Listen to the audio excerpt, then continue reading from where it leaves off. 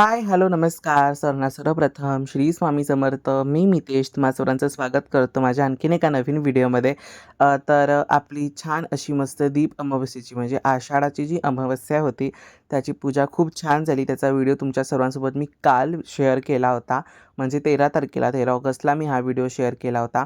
आणि लगेच म्हणजे आपण लगेच दुसऱ्या दिवशी म्हणजे 13 तारखेला ही जी मी उत्तर पूजा केली होती आणि तुम्हाला सांगितल्याप्रमाणे 14 तारखेला हा व्हिडिओ तुमच्यापर्यंत येतोय. सॉरी, खरंच खूप उशिरा येतोय कारण त्यावेळेस पण मी सांगू शकलो नसतो एवढं सगळ्या गोष्टी. त्याच्यामुळे मी रीतसर आता तुम्हाला सगळं दाखवतोच आहे. आपली जी दीप अमावस्येची पूजा असते याची उत्तर पूजा कशी करायची? तर जशा प्रकारे आपण नेहमी बाकीच्या सर्व पूजा करतो अगदी त्याप्रमाणे याची उत्तर पूजा करायची. काय करायचं? पहिलं हळदी-कुंकू लावायचं आपल्या समयांना. आपले समय आता प्रज्वलित असतील. एखादी समई जरी प्रज्वलित असेल तरीसुद्धा चालते. त्यांना समयातलं आपलं जे तेल वगैरे आहे ते तुम्ही नीट बघून वगैरे घ्या रात्री. म्हणजे दिवा शांत होता कामा नये आणि दुसऱ्या दिवशी छान ते दिवे प्रज्वलित करायचे. जेवढे ज्याच्यामध्ये तेल असेल तेवढे दिवे. सगळे प्रज्वलित करायचे असं नाही. त्यांना हळदी-कुंकू लावायचं. त्याच्यानंतर अक्षता अर्पण करायच्या. धूप-दीप जे तुम्ही केलं असेल ते करायचं. आणि काल मी नैवेद्य साखरेचा दाखवला होता. तुम्ही दुधाचा वगैरे पण दाखवू शकता. आणि त्याच्यानंतर ज्या आपल्या समया आपण ठेवलेल्या आहेत त्या अशा हलवायच्या. म्हणजे उत्तर पूजा आपली पूर्ण झालेली असते. कारण हा दिवस दिव्यांचा असतो आणि दिव्यांनासुद्धा त्या दिवशी देवासमान मान असतो. तर त्याच्यामुळे त्यांचीसुद्धा उत्तर पूजा झाली पाहिजे. तर अगदी सोप्या पद्धतीने ही मी केली आहे उत्तर पूजा. त्याच्यानंतर अजून एकाने विचारलं होतं ह्याच्यामध्ये छोट्या समय आहेत ना त्या किती ह्याला घेतल्या होत्या. ह्या समयाला मी 3-3.5 वर्ष आधी घेतल्या होत्या. जेव्हा माझ्या घराची घरभरणी होती म्हणजे ज्या घरामध्ये आता मी राहतोय त्या घराची ती घरभरणी होती. जेव्हा इंटेरियरचं काम केलं होतं तर तेव्हा ती समई घेतली होती. तेव्हा त्या खूप छोट्या आहेत बघा. त्या 12-12 इंचाच्या समया आहेत आणि माझ्या ज्या महाभारत समयी आहेत ना त्या 18-18 इंचाच्या आहेत. तर अशा प्रकारे नंतर त्याचं पूजन वगैरे करायचं. अक्षता वगैरे अर्पण करून झाल्या की देवाला तुमचं नेहमीप्रमाणे जे सांगणं असं असं सांगायचं आणि संपूर्ण पूजा हळूहळू उचलून घ्यायची. आणि त्याच्यावरती जी रांगोळी असते ना ती पहिली आपण हाताने उचलायची, त्याच्यानंतर झाडू मारायचा. त्याच्यावरती डायरेक्ट आपण झाडू मारायचा नाही.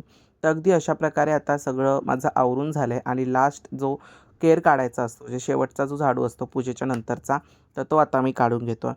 कारण घरामध्ये मोस्टली साफसफाई असणं खूप महत्त्वाचं आहे. का आता श्रावण सोमवारसुद्धा आपले येतील. 17 तारखेला पहिला श्रावण सोमवार आहे आणि त्याच्यात नागपंचमीसुद्धा 17 तारखेलाच आहे. त्याच्यामुळे खूप गोंधळ उडणार आहे आणि त्याच्यामुळे आता बघू काय माझं 17 तारखेला एक ओरिएंटेशन आहे कॉलेजमध्ये. आता मी श्रावण सोमवारची पूजा करू की माझ्या त्या दुसऱ्या घरी जाऊ नागपंचमीची पूजा करायला की माझं कॉलेज अटेंड करू. बट मोस्ट इम्पॉर्टंट आहे की माझ्यासाठी कॉलेजसुद्धा इम्पॉर्टंट आहे. तर तर अशा मला प्रकारे आता कॉलेजलाच जाणं आपली सहभाग जी आहे. उत्तर पूजा आहे ती पूर्ण झालेली आहे. आपली दीप अमावस्येची. आणि आजपासून श्रावण महिन्याची सुरुवात सुद्धा झालेली आहे. तर तुम्हाला सर्वांना श्रावण महिन्याच्या खूप खूप शुभेच्छा. आणि श्रावण महिन्याची सुरुवात छान गुरुवारीच अशी झालेली आहे. तर आज गुरुवार आहे. तर गुरुवारची पण आजची पूजा आपली तीच झाली आहे, साधी सोपी. तुम्हाला एक गोष्ट मला सांगायची होती की कालच्या व्हिडिओमध्ये म्हणजे दीप अमावस्येच्या पूजेच्या व्हिडिओमध्ये मी तुम्हाला हा मुखवटा दाखवला होता की मी हा मुखवटा वगैरे लावून तयारी करणार आहे. पण प्रॉब्लेम असा त्याच्यामध्ये झाला की समईला मुखवटा लावणं थोडंफार कठीण आहे. त्याच्यात परत साडी नेसवू, परत ते वस्त्र त्याला घालू. तर त्याच्यामुळे काय होणार माहिती आहे का की तो एकतर आपण दिवे प्रज्वलित करणं आणि माझा असा कॉन्सेप्ट डोक्यात होता की ज्याला आपण वस्त्र वगैरे घालणार आहोत तर ते प्रज्वलित नाही करायचं कारण रिस्क आहे त्याच्यामध्ये, खूप रिस्क आहे. त्याच्यावरती आपण कॅन्डल जे आहे आपले जे टी लाईट होल्डर्स आपले जे कॅन्डल्स असतात तर तेच ठेवायचे असा माझा विचार होता. पण नंतर मी तो पण कॅन्सल केला की म्हटलं नकोच अजिबात, ते नको ठेवूया आपण. पण नंतर मग तो पण मी प्लॅन पूर्ण कॅन्सल केला की नको साडी वगैरे, जशी आपण रितसर साधी जशी पूजा करतो तशी करू. कारण एकतर नंतर वेळ सुद्धा होत होत गेला, 7 वाजत गेले आणि त्याच्यामध्ये मग पुढे काय काय करू हा मोठा प्रश्न माझ्या डोळ्यासमोर उभा राहिला.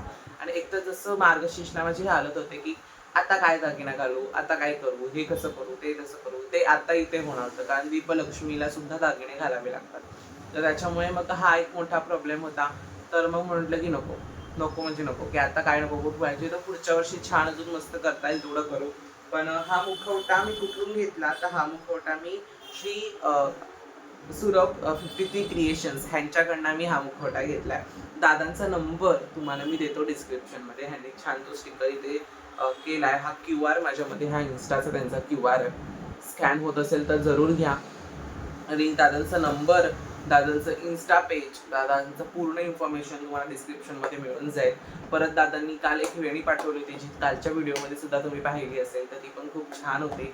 आणि आजचा असा आपला साधा सिंपल व्हिडिओ होता, कारण एकतर पूजा उचलण्याच्या बद्दल खूप प्रश्न असतात बऱ्याच जणांचे, की कशी उचलायची, काय करायचं, काय चुकीचं होऊ नये का. अगदी सिंपल सगळ्या गोष्टी असतात, काही असं चुकीचं नसतं. तुम्ही जी मनोभावे जी गोष्ट करता ती परमेश्वरापर्यंत जरूर पोहोचते. तर जसं की तुम्हाला मी सांगितलं, की ते मुखवट्याचा वगैरे माझा जो प्लॅन होता तो असा फ्लॉप झाला. पण असो, आता त्याच्या हा दुसऱ्या दिवशीचा व्हिडिओ म्हणजे म्हणजे आजचाच व्हिडिओ आहे 14 तारखेचा. आणि आता माझी थोडीफार साफसफाई घरात सुरू आहे. कशी जमेल म्हणजे जसा वेळ मिळतो, जसं जमतं, अगदी तशा प्रकारे मी घराला माझ्या वेळ देण्याचा पूर्णपणे प्रयत्न करतो. कारण माझा नेहमी हाच एक अट्टाहास माझा नेहमी असतो. म्हणजे हा विचारच माझ्या डोक्यामध्ये, की जर मी माझ्या घरामध्ये राहत असेन, तर माझंसुद्धा काम आहे, माझ्या घरामध्ये कामं करणं भाग आहे मला, की करायचंच आहे. त्याच्यानंतर हा ब्रश तुम्ही विचारत असाल, की हा दादा पेंट ब्रश आहे, पण तू असा का यूज करतो? पण एक गोष्ट तुम्हाला सांगतो, की खरंच ह्याच्याने जी धूळ असते ना, ती सिरियसली पटकन निघते. म्हणजे आता ह्या काचेवरची जी धूळ होती, टीव्हीवरची जी धूळ होती, ती पटकन गेली. तुम्ही फक्त बघा, की पटकन त्याच्यावरती जी एक्स्ट्रा जी अशी धूळ होती ना, ती पटकन गेली. म्हणजे वेगळा ब्रश आता हा माझ्याकडे ब्रश ऑलरेडी होता, त्याच्यामुळे मी हा यूज केला. पण खरंच सांगतो भारी आहे, पटकन ते क्लीन झालं. म्हणजे धूळ फक्त निघून गेली. त्याच्यानंतर ओला कपडा वगैरे तर मला मारायचाच आहे. तर ते झालं. म्हणून मी तुम्हाला सांगितलं तुमच्याकडे असा ब्रश असेल तर नक्की यूज करा. बघा तुम्ही पण त्या गोष्टीचा अनुभव घ्या. खूप मस्त आहे. म्हणजे साफ होतं पटकन. जी बारीक धूळ असते ती पटकन निघून जाते काचेवरची वगैरे. तर आता ही जी काच आहे, आता टीव्हीकडचा भाग आहे हा. तर तिकडची काच वगैरे पुसून घेतली. ऑलरेडी मी ज्या माझ्या घराच्या हॉलच्या लिव्हिंग रूमच्या ज्या टाईल्स आहेत, तर त्या ऑलरेडी छान मस्त स्वच्छ केल्या होत्या. फक्त हे एवढंच स्वच्छ करायचं सगळं राहिलं होतं. तर आता म्हणजे हा स्पीकर आहे, तर तो स्पीकर वगैरे नीटनेटकं सर्व स्वच्छ करतो. त्याच्यामुळे खरं तर सर्व गोष्टी छान मस्त राहतात.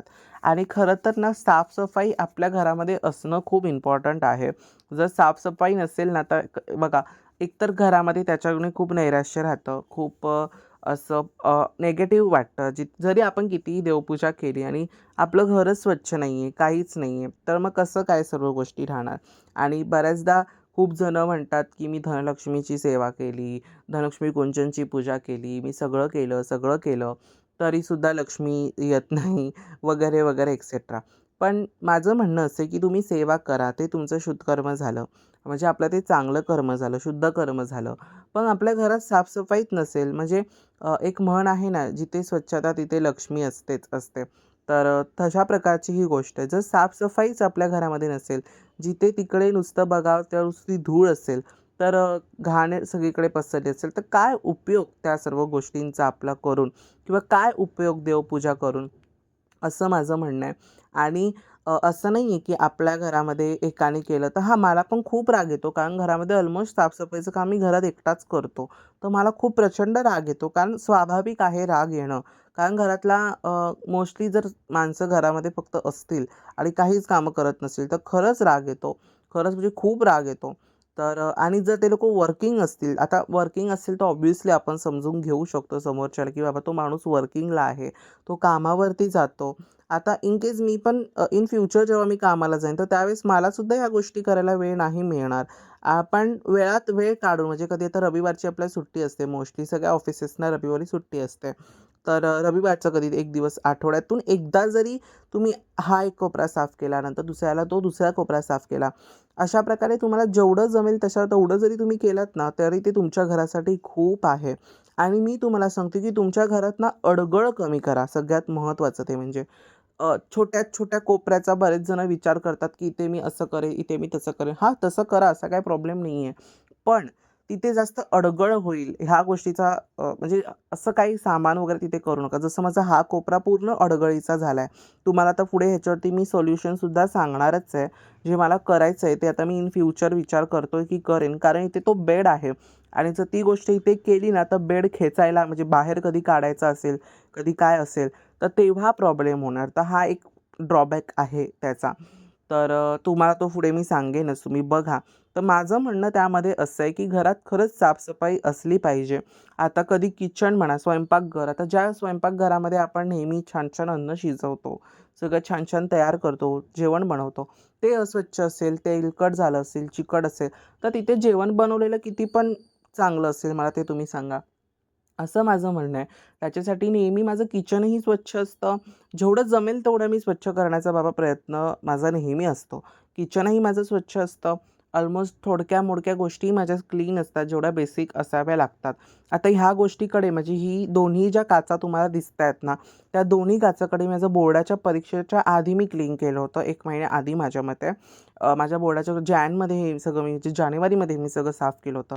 आणि आता महिना उजाडला आहे ऑगस्ट, म्हणजे 8वा महिना आता लागला आहे आणि तेव्हा मी या सर्व गोष्टी करतो. कारण त्यावेळेस मला वेळच नव्हता आणि आत्ता माझ्याकडे वेळ आहे म्हणून मला या सर्व गोष्टी करायला मिळतायत, खरं बघायला जाल तर. तर बघा त्या 8 महिन्यामध्ये किती घाण तिथे झाली, किती धूळ किती झाली. म्हणजे ऑलमोस्ट ह्या 2 गोष्टीकडेच माझं फक्त दुर्लक्ष होतं, या 2 काचांकडे. बाकीचं लिव्हिंग रूम वगैरे मी मध्ये-मध्ये नेहमी पुसत राहायचो, कारण सगळ्या व्हाईट टाईल्स आहेत, तुम्हाला दिसत असतील. तर त्याच्यामुळे हा एक त्याचा ड्रॉबॅक असायचा, की नेहमी ते सतत पुसत राहावं लागायचं. चुकून कुठे डाग असेल, का असेल, तर तो त्या टाईल्सला तशाच प्रकारे बसून राहील. तर हा एक मोठा माझा या सफेद टाईल्सचा ड्रॉबॅक आहे. तर मी तुम्हाला सांगेन, की कधी तुम्ही घर बनवाल ना, त्यावेळेस सगळे कोपरे असे सफेद-सफेद करू नका, जी आमच्याकडनं आता चूक झाली आहे. सगळीकडे असं सफेद-सफेद करू नका. जरी तुम्हाला कुठल्याही वास्तुतज्ञाने सांगितलं, त्यांना सांगा याच्यावरती काय ऑप्शन आहे का? कारण इन इन फ्युचर जर तुम्ही पुढे जाऊन विचार केला तर त्याच्यासाठी मेंटेनन्स खूप असतो अशा गोष्टींना. जर तुम्ही ती गोष्ट नीट मेंटेन नाही केली ना, तर ती पूर्ण खराब होत जाते. त्या गोष्टीचा अनुभव आहे. तरी मी त्याला नेहमी खूप मेंटेन करतो. त्याच्यामुळे ते तेवढे तरी शुभ्र-शुभ्र तुम्हाला दिसतायत. ओके. तर त्याच्यामुळे कारण त्याचं मेंटेनन्स तेवढं आहे, त्याला तेवढं जपायचं आहे. त्याच्यामुळे ते सर्व गोष्टी आहेत. आणि हा जो हायलायटर आहे मधला जो तुम्हाला दिसतोय तर तो हायलायटर सुद्धा ना आपसूक वास्तुशास्त्रानुसार मल्टी कलर्सचा झाला होता, जिथे-जिथे जो तर कलर बघा हवा इकडचं होता. माझं हे ऑलमोस्ट छान थोडंफार आवरून झालंय. ह्या ज्या बॉटल्स आहेत ना, त्या इतक्या बॉटल्स आहेत की सिरियसली तिला काचही कमी पडते आणि ऑलमोस्ट काय-काय संपलेले आहेत आणि काय-काय आहेत. तर आता बघितलं पाहिजे तो आल्यावरती, म्हणजे त्यांना सांगायला पाहिजे मला की कुठले संपलेत ते काढून टाका. कारण खाली फुकट परफ्यूम्सच्या बॉटल्स ना अशा रिकामी ठेवायच्या नसतात. त्याच्यामुळे मग मी त्या बऱ्याचशा रिकामी आहेत परफ्यूमच्या बॉटल्स. ओके. तर हा पार्टिशन इथे आमचं पहिलं इंटेरियर्सच्या वेळेला प्लॅन होता की छान एक मोठं असं कबर्ड आपण बनवून घेऊ. पण एक प्रॉब्लेम त्यामध्ये असा आला की हे फिश टँक आलं होतं इकडे. हे फिश टँक इथे आलं. आता इन फ्युचर माझा असा प्लॅन आहे की इकडेच आहे ना एवढ्यापर्यंत आपलं इथून ते ही काच मी काढून टाकणार आहे आणि इथपर्यंत असं एक छोटंसं कबर्ड बनवून घेईन मी ॲज अ बेडच्या ह्याच्यासाठी. कारण बघा ना म्हणजे सिम्पली जरी असंच सामान ठेवलं तरी ते असंच दिसतं आहे. जर कबर्ड लावून केलं म्हणजे रेडीमेड जरी मी कबर्ड परचेस केलं बाहेरनं आणि घेऊन विचार केला की तेवढं बनवून किंवा बनवूनसुद्धा होऊन जाऊ शकतं, की तेवढा मी खर्च करेन. पण तेव्हा तरी तो छान दिसेल, सिस्टमॅटिक दिसेल असा माझा विचार आहे सध्या. आता बघू कितपत तो प्रॉब्लेम सॉल्ट होतो आहे, कितपत काय होतो. कारण आहे ना ह्या काचेवरती भार बघा किती आला आहे. ऑलमोस्ट ती काच अशी वाकली आहे थोडीशी, कारण त्या काचेच्या बॉटल्सच एवढ्या जड आहेत की ते पटकन खालती असं होऊ शकतं. तर हा माझा विचार आहे. बाकी असं माझं काही त्यामध्ये प्रॉब्लेम नाही आहे. आणि तुम्ही बोलाल की एवढं सगळं नीट आहे तर हेच एवढंसं का ओपन आहे. तर माझ्या घरचं ज्यांनी काम केलं, माझ्या घराचं काम ज्यांनी केलं त्यांचं काम अपूर्ण राहिलं आहे. हे आता 3 वर्ष झाली माझ्या घराला आणि त्यांनी अजूनपर्यंत हे काय काम केलं नाही आणि पैसे तर पूर्ण घेतलेत त्यांनी. ओके. तर ते तर त्यांनी केलंच नाही आहे. आता ते त्यांच्या पाठी आम्ही इतके सिरियसली वेड्यासारखे लागलो आहे की द्या बाबा, करून द्या, करून द्या. कारण ऑलमोस्ट जेवढे जण आमच्या घरी येतात आता ते लोकं एकच गोष्ट बोलतात, एवढं सगळं तुम्ही केलं आणि एवढंसंच का राहिलं आहे सिरियसली. तर त्याच्यामुळे त्यांना बोलून पाहता काहीच अर्थ नाही. आता ते पण मला बघावं लागणार आहे. काय ह्याच्या आधी अजून एकाला मी सांगितलं होतं, त्याने पण काय केलं नाही. तर ज्यांच्याकडनं आपण ज्यांना पैसे देऊन वगैरे केलं तर त्यांच्याचकडनं ते झालं पाहिजे. तर तेच एवढं मनावर घेत नाहीत. बघू आता कधी कसं होईल. आणि खूप पसारा आला आता खालती, किती घाण झाली आहे बघा सिरियसली. आता मला लादी पुसायची आहे. आता 2 वाजलेत आणि आजची तारीख तुम्ही बघा 8वा महिना 14 तारीख आणि आज शुक्रवार आहे आणि आज आहे माझ्या बहिणीचा वाढदिवस. मनविताचा बड्डे आहे आज. तर त्याचा व्हिडिओ येईल वेगळा येईल, ह्याच्यामध्ये येणार नाही कारण पूर्ण ते मिक्स होऊन जाईल. तर आता पहिलं हे सगळं मी साफ करतो. ओके, कारण खूप पसारा झाला आहे, खूप म्हणजे खूप पसारा झाला आहे. आणि तर मग आता सर्व पसारा वगैरे आवरला आणि तुमच्या सर्वांपर्यंत हा व्हिडिओ पोचवला. तर अगदी नेहमीप्रमाणे तुम्हाला सर्वांना आजचा व्हिडिओ आवडला असेल तर व्हिडिओला लाईक करा, शेअर करा आणि सगळ्यात महत्त्वाचं सबस्क्राईब करा. पुन्हा भेटूयात अशा उद्याच्या एका नवीन व्हिडिओमध्ये. तोपर्यंत सर्वांना बाय आणि सर्वांना श्री स्वामी समर्थ. आणि तुम्हाला सर्वांना आजचा व्हिडिओ आवडला असेल तर नक्की मला कमेंट करून सांगा की आजचा व्हिडिओ आपला कसा झाला आहे. श्री स्वामी समर्थ.